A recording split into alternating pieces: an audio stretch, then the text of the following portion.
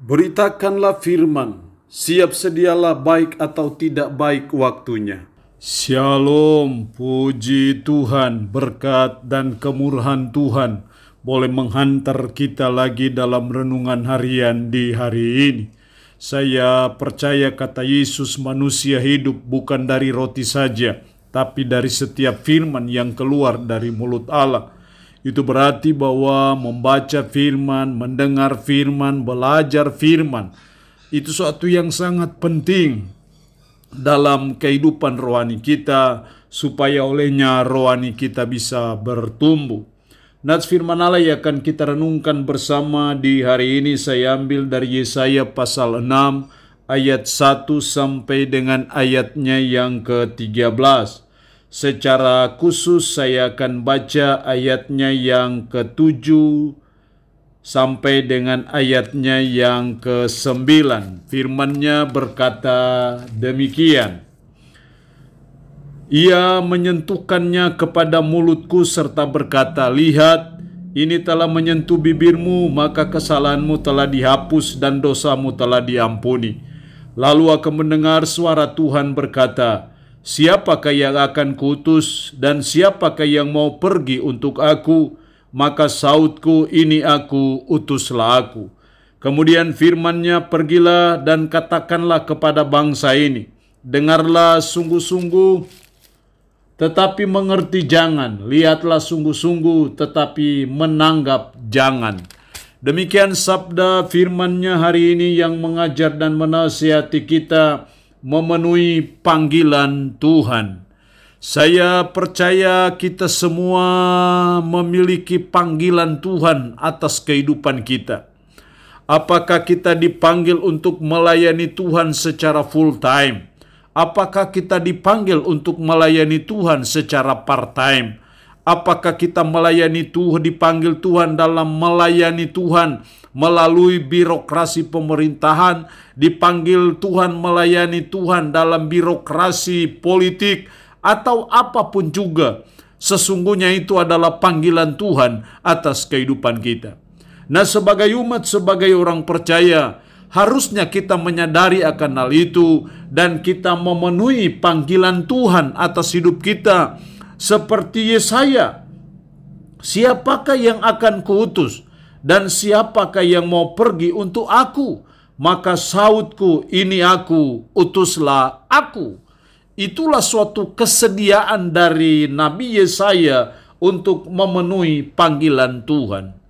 Dari Yesaya 6 ayat 1 sampai 13 ini kita belajar hal penting sebagai syarat dalam memenuhi panggilan Tuhan atas hidup kita. Ada 3 hal yang dituntut dari saudara dan saya. Yang pertama dalam ayat 5, lalu kataku, celakalah aku binasa, sebab aku ini seorang yang najis bibir, dan aku tinggal di tengah-tengah bangsa yang najis bibir. Namun mataku telah melihat Sang Raja, yakni Tuhan semesta alam.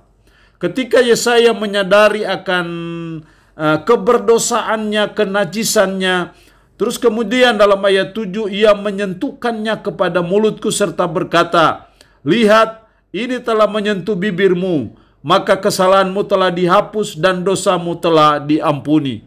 Setelah dosanya diampuni, baru ayat 8, lalu aku mendengar suara Tuhan berkata, siapakah yang akan kuutus?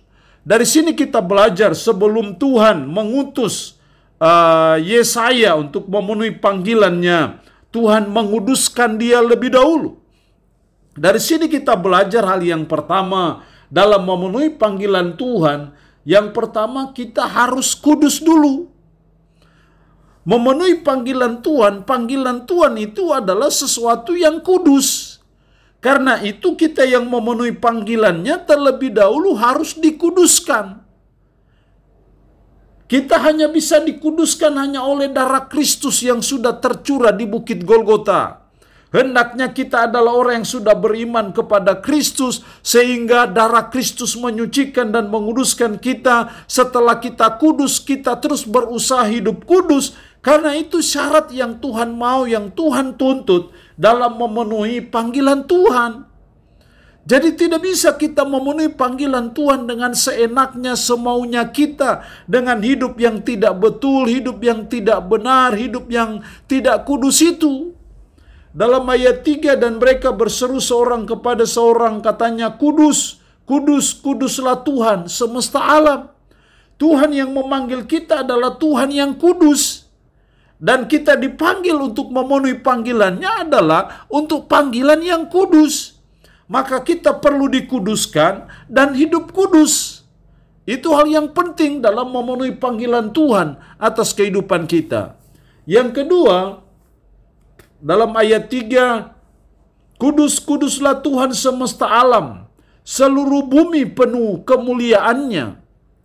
Seluruh bumi penuh kemuliaannya. Kita memenuhi panggilan Tuhan di bumi ini, yang buminya adalah penuh kemuliaannya. Maka terkandung di situ adalah hal yang kedua dalam memenuhi panggilan Tuhan, kita harus berfokus untuk kemuliaan Tuhan. Karena seluruh bumi penuh dengan kemuliaannya, dan kita dipanggil Tuhan di atas muka bumi ini untuk supaya juga melalui hidup kita, melalui panggilan kita, Allah dimuliakan. Jadi tidak boleh ada lorong-lorong dalam hidup kita, ada celah-celah dalam hidup kita yang Tuhan tidak dimuliakan.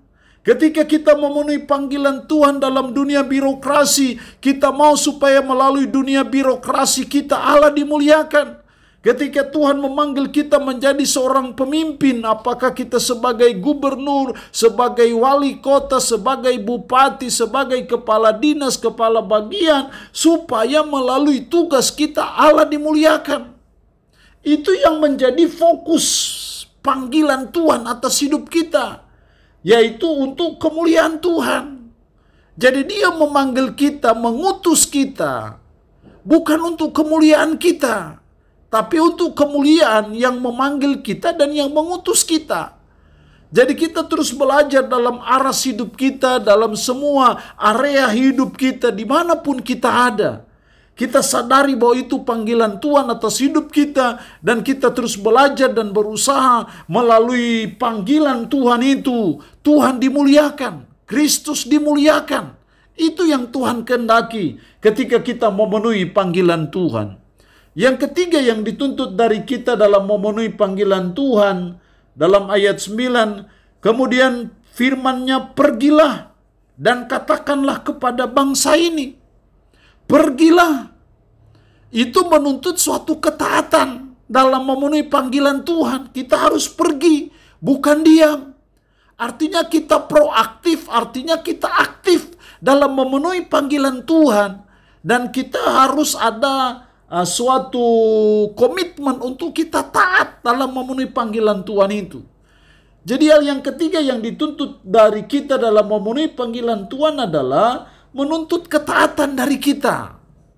Apapun yang Tuhan suruhkan, apapun yang Tuhan perintahkan, mari sebagai umat, sebagai hamba-hambanya, kita belajar untuk melaksanakannya, kita belajar untuk menunaikannya, kita belajar untuk mentaatinya.